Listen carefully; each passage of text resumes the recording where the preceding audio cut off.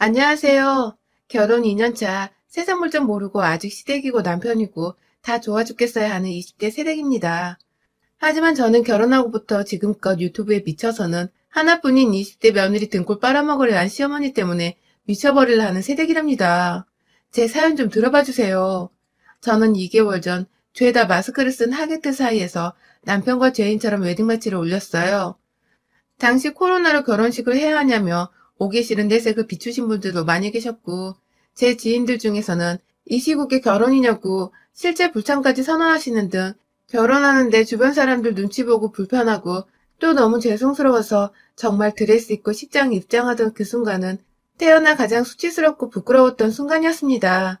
막 확진자가 생겨나는 와중에 저희도 결혼식을 강행하는 건 아닌 것 같아서 식장 예약을 좀 미루고 싶었으나 이미 3월에 한 번, 중간 8월에 한 번, 무려 3번이나 미루자니 내야 할 유약금부터 시작해서 깨질 돈이 정말 어마어마하더라고요.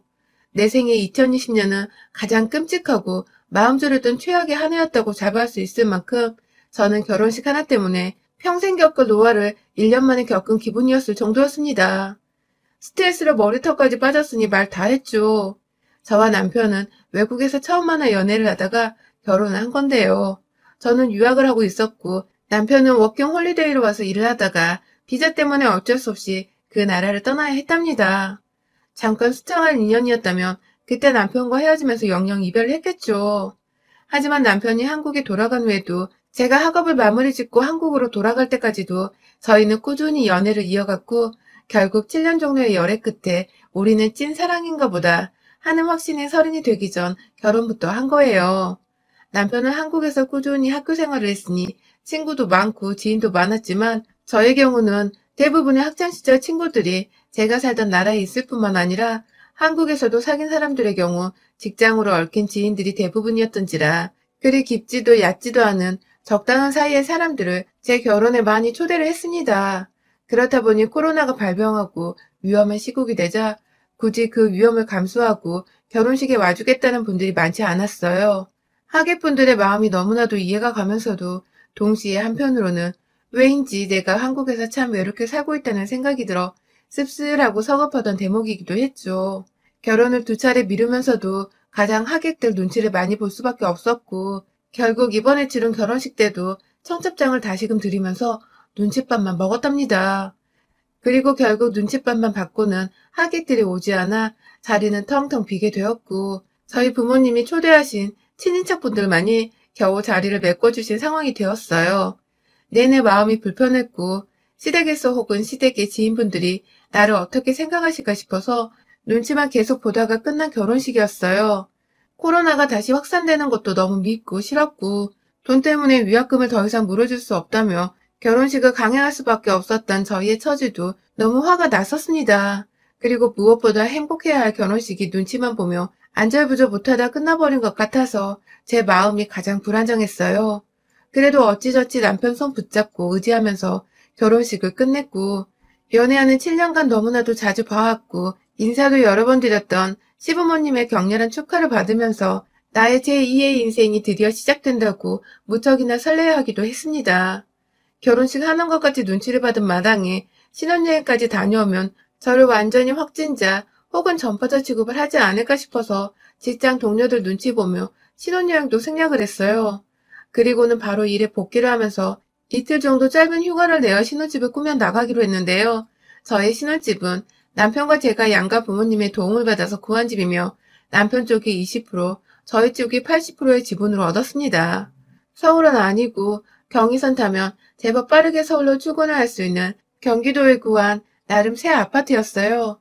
식장 위약금을 아까워하면서 요즘 같은 때에 집은 어떻게 새 아파트냐고 하실 수 있는데 위에서 언급한 대로 집을 저희가 무려 절반을 넘게 돈을 내서 샀음에도 불구하고 남편 쪽에서 예물 예단도 요구를 했고 식장이며 드레스며 자잘한 것들에 대한 비용을 지불해주긴 하셨지만 코로나로 인해 결혼을 미루면서 생기는 위약금을 내는 것에 있어서는 칼같이 안 된다고 하시면서 시린들이 팍팍 내셨답니다. 돈 아까워 죽겠는 돈지랄이 딱 이거라면서 그냥 결혼하면 되는 거 가지고 코로나 핑계를 댄다고 처음으로 잘 지내던 시어머니한테서 지랄병이라는 욕도 들어 처먹었네요. 그때 전 시어머니의 모습에 제대로 실망을 했음에도 다가올 결혼식 걱정이 너무 되는 바람에 미처 이 결혼 자체를 엎어버릴 생각을 못했었죠. 지금도 그게 저에겐 천추의 한이랍니다. 아무튼 두 번은 어찌저찌 뉴스에서도 막 조심하라고 식장 인원도 제한을 해버리고 강하게 대처를 하니까 시어머니도 별 수 없었는지 모른 척 들어주셨는데요. 마지막에는 결국 위약금은 자기가 더 이상 못 내니까 저보고 알아서 해결하라고, 자신은 청첩장 이미 돌렸고 하객들한테 미안해서라도 위로금이라도 드려야 할 것 같다면서 위약금에 더불어 시댁 하객들 위로금까지 요구를 하시기에 저도 더 이상 제 돈과 저희 부모님의 돈을 낭비하고 싶지 않아 눈 딱 감고 결혼식을 올렸어요. 여자인 저 혼자 너무 많은 비용을 들여 결혼을 하는 것 같다며 친정아빠는 몇 번이고 이 결혼을 물렀으면 좋겠다고, 뭔가 아닌 것 같다며 절 설득하셨지만 제 기준에서 저희 남편이나 시댁은 나름 괜찮은 사람이라 생각했습니다. 남편이랑은 뭐 몇 번 중간에 헤어진 적도 있었지만 꼭 둘 중 하나는 먼저 찾아가 미안했다고, 잘못했다며 너 없으면 죽고 못 산다는 드라마를 찍어대면서 재회를 하며 연애 내내 이 사람 같은 연인은 또 없을 거란 생각을 하며 살았어요. 그건 남편도 마찬가지였고요. 남편의 경우 워킹 홀리데이를 하면서 힘들 때 현지에서 보다 오래 살고 있었던 저한테 의지를 많이 했고, 저도 외롭던 유학 시절 남편을 만나 심적으로 많은 의지를 했었는데요. 한국에 돌아와 보니 상황은 정반대가 되어 오히려 제가 남편에게 의지를 많이 하고 남편은 지난 시절 떠올리며 절 참 많이도 챙겨줬어요. 제가 친구가 없는 거라니 자신의 주변 사람들을 소개시켜 주기도 하고 여기저기 절 데려가면서 구경도 시켜주고 가끔 저희 부모님 집을 함께 찾아가 이쁜 아들 노릇도 해주며 참 고맙기도 잘 지내줬어요. 그 당시 남편의 모습을 보면서 저도 시어머니께 자주 인사를 드리러 갔고 남편만큼 이쁜 딸 노릇을 해드리고 싶은 마음에 정말 살갑게 최대한 모나지 않게 이쁨 받을 짓들을 많이도 했답니다. 사소하게 직접 만든 귀걸이부터 시작해서 지나가다 꽃이 예쁘면 저희 엄마 거랑 시어머니 거를 같이 사기도 했고, 연말이나 새해에는 매번 스카프나 장신구 등 직장인인 제가 크게 부담 없는 선에서 적당한 선물을 챙겨드렸어요. 점점 받고 싶어하는 선물도 노골적으로 내비치시고 심지어 보석이랑 가방까지도 갖고 싶다면서 남편을 통해서 말을 전달하거나 직접 저한테 연락이 오곤 하셨는데 전 또 그게 잘 보이는 방법인 줄 알고 말씀하신 대로 준비해다가 갖다 바쳤네요. 하지만 이게 화근이었나 보더군요. 저희 집이 경제적으로 전혀 어려움이 없는 집이기는 하나 부모님은 저 잘되라고 유학길에 돈을 퍼부어주신 것 외에는 단 한 번도 저에게 큰돈 주신 적도 없고, 저도 학교 졸업하고는 저 스스로 돈 벌어 살며 부모님께 감사하다고 용돈까지 챙겨드리고 있었습니다. 그런 저한테 연애하는 내내 유독 시아버지는 얌전히 계셨다면 시어머니는 늘 결혼을 언제 하냐고 얼른 결혼해서 손주를 보고 싶다는 둥 20대 여자애한테 빨리 결혼해서 애 낳는 거 보고 싶다는 소리를 자주 해대셨어요. 저야 뭐 그게 다 사랑의 표현이고 그만큼 저를 빨리 가족으로 삼고 싶어서 말씀하시는 표현인 줄 알았는데 남편한테 프로포즈를 받고서 본격적으로 결혼한다고 상견례를 하는 자리에서 뭔가 살짝 이상한 분위기를 감지했죠. 너무 많은 애물과 예단을 원하시는 겁니다. 분명 저희 쪽에서 먼저 아파트를 구해다 주겠다고까지 했는데 시어머니는 공짜로 들고 오겠다는 아파트를 굳이 사양하더라고요.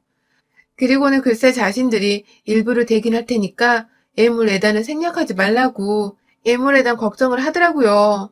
시어머니는 여자인 제가 집을 해오면 시댁이 줘야 할 애물 예단을 생략하자는 소리가 나올 거 아니냐며 자신은 곧 죽어도 그걸 받아야겠다면서 끝까지 자신들이 집을 구하는데 일부 정도는 부담을 하겠다고 고집을 피우셨습니다. 처음엔 너무 이해가 안 갔어요. 집 구하는데 일부 부담하는 그 가격이 애물 예단으로 받을 금액보다는 클 텐데 그래서 왜 손해보는 짓을 하시나 싶었는데 어머님이 건네주신 종이 한 장에 딱 알았습니다. 그 종이에는 유학 갔다 온 저도 딱 하나 가지고 있는 샤넬백에 어머님 본인뿐만 아니라 시아버지와 남편 이모 되시는 분들의 새 한복 세트는 물론이고 자기 보석함까지 딱 지정하셔서는 그 안에 유색 보석 그리고 진주 보석 세트 하나씩을 담아달라더군요. 거기에 현금 1,000만 원이요. 시어머니는 저를 완전히 부잣집 딸내미로 보고는 톡톡이 덕을 보겠다고 그 많은 것들을 아무렇지 않게 달라고 목록에 적어오신 겁니다. 돈 밝히시는 분이라는 걸 뼈저리게 느끼며 저희 부모님께서 그렇게 주고 애 팔듯이 시집 못 보낸다고 이 결혼 무르라는 소리를 상견례 자리에서 시부모 면전에 던지셨고 죽어도 애물레단을 직접 받아야겠다던 시어머니는 그제서야 하나 취소하겠다며 한복 세트 하나를 빼겠다는 개소리를 해대셨죠. 결국 그날 저희 부모님은 상종 못하겠다며 자리를 먼저 뜨셨고 저는 부모님 따라 나가며 울고불고 난리가 났고 시어머니는 그제서야 진짜로 이 결혼이 파토나는 거냐며 그날부로 하루도 빼먹지 않고 저한테 전화가 와서는 미안하다고 뒤늦은 사과를 하셨습니다. 거의 무릎까지 꿇을 지경으로 집까지 찾아와 저희 부모님께 사과를 하신 바람에 어찌저찌 저희 부모님도 그 사과를 받아들이고 결국 제가 결혼을 할 수 있었던 거예요. 결혼할 적에도 우리 딸이 애물레던 일로 평생 책 잡혀 사는 거 아니냐고 걱정만 하던 저희 부모님은 결국 저 몰래 저희 시어머니께 연락을 해서는 샤넬백의 진주보석 세트 하나를 준비해서 시어머니께 보내드렸답니다. 저는 이 사실을 나중에서야 시어머님이 역시 너네 부모님이 통이 크구나 하면서 좋다고 전화가 와서는 자랑질을 해대길래 그제서야 알아챘고요. 결혼을 하면서 참 하객이며 시어머니며 저희 부모님께 눈치 보일 일들이 너무 많아 죄스러웠습니다. 결혼하고 진짜로 잘 살아서 앞으로라도 좋은 모습들만 보여줘야겠다는 다짐을 수도 없이 했어요. 그런데 결혼하고 2달 차인 지금 상황은 절대 뜻대로 흘러가지 않았습니다. 전 그간 왜 그렇게 시어머님이 선물에 목숨을 거셨는지, 그리고 저 결혼할 적에 공짜로 준다는 집은 왜 안 받고 기어코 일부 돈을 지불하면서까지 현금 보석과 애물레단을 받아내려 하셨는지를 아주 기가 막힌 타이밍에 알게 되었답니다. 마치 판도라의 상자를 연 것처럼 말이죠. 제가 평소에 유튜브를 정말 자주 봐요. 출퇴근하는 길에도 그렇고 집에 와서 설거지하거나 각자 시간을 가질 때도 그렇고 그냥 가만히 라디오 듣는 것보다 영상을 틀어놓으면 재밌고 시간도 잘 가니까 꼭 제 눈앞에 보이는 곳에 핸드폰을 두고서 아무 영상이나 골라보곤 하는데요. 결혼하고서 한 달쯤 지났을라나 남편이 늦게 들어온다 해서 혼자 밥을 해먹고 설거지까지 하면서 시간 남는 김에 부엌 정리나 하려고 작정하고 아이패드로 유튜브를 켜놨는데 그 시기에 제가 여전히 앞으로의 결혼 생활 동안 나에게서 뭘 자꾸 얻어가시려고 하는 시어머니를 어떻게 상대해야 할지 감이 도저히 안 와서 고부관계에 대한 이것저것들을 검색해보고 있었어요. 뭐 그중에는 결혼 애물레단도 있었고 시부모 비위 맞추기도 있었고 저의 검색어는 나름 다양했죠. 그런데 제가 설거지를 하다가 다음 영상을 고를 타이밍을 놓쳐서 유튜브가 자동으로 어떤 영상을 다음 영상으로 틀어줬는데 시작부터 목소리가 너무 익숙한 겁니다. 순간 제가 지금 시어머니한테 전화를 잘못 걸어서 수화기 너머로 어머님이 잘못 받으신 줄 알았죠. 화들짝 놀라며 영상을 쳐다보니 웬 얼굴을 코 중간쯤까지 가린 50대 여자분께서 며느리한테 애물레단 뜯어냈어요 하면서 그걸 소개말이라고 인트로에서 말하더라고요. 그리고는 이내 어디서 많이 본 듯한 엄마가 시어머니께 보냈다며 찍어주신 사진에서 본 그 샤넬백과 진주보석 세트 하나가 소개할 예물이라면서 영상 한 켠에 짜자잔 하는 효과음과 함께 뜨더라고요. 이게 무슨 개같은 시츄레이션인가 싶어 심장이 순간 요동치는데 영상에서 시어머니는 돈 많은 며느리가 애물레단을 생략하려 했다 면서 제가 집을 해가기로 했다는 말은 쏙 빼놓고 절 아나무인이다 못해 돈만 많은 짠순이 며느리라며 이런 애를 며느리로 들여서 요즘 기분이 너무 우울한데 샤넬백 보면서 참는다고 그걸 말이라고 영상에 사람들 앞에서 짓거리고 계시더군요. 이제 보니 애물레단을 직접 2손 안에 받고 싶어 하셨던 이유가 유튜브더라고요. 애물로 받은 샤넬백이라는 제목으로 이미 조회수가 3천이 넘어가고 있고 전 저대로 이게 도대체 무슨 일인가 싶어서 계속해서 손발은 떨려오고 당장 남편한테 전화를 하려다가 참았어요. 이게 다 어그로를 끌려고 오버해서 컨셉을 잡은 걸 수도 있으니 그때도 정신 못 차리고는 시어머니가 진심이 아닐 거라며 애써 시어머니를 이해하고자 노력했습니다. 하지만 이내 시어머니의 모든 게 저를 향한 그 모든 모습들이 거짓말이란 걸 알았어요. 지난 영상들을 하나도 살펴봤는데 그간 제가 선물한 모든 것들이 영상에 올라와 있었습니다. 어떤 건 평범한 데일리 영상인데 올려놓고는 제가 선물해드린 스카프를 매며 이런 촌스러운 거 사오는 애를 며느리로 삼아야 하냐고 욕을 하셨고 또 다른 영상에서는 아들 여자친구가 해주는 건 에르메스 가방을 받을 때까지 멈추지 않을 거라며 제 돈을 뜯어내시는 것에 희열을 느낀다는 말씀도 꺼내셨습니다. 얘가 모자라서 시엄마가 해달라는 거 곧잘 해준다며 하다하다 조선시대에 총 부리는 기분이 이런 게 아니었을까요? 하면서 돈만 많은 며느리 기죽이는 방법이라고 구독자들에게 제 소개를 하기도 했어요. 댓글에 그가 며느리 욕을 얼마나 했는지 며느리 등골 제대로 빼먹어 보라면서 응원의 말들이 줄을 이었고요. 그쯤 되니 저도 제정신이 아니었어요.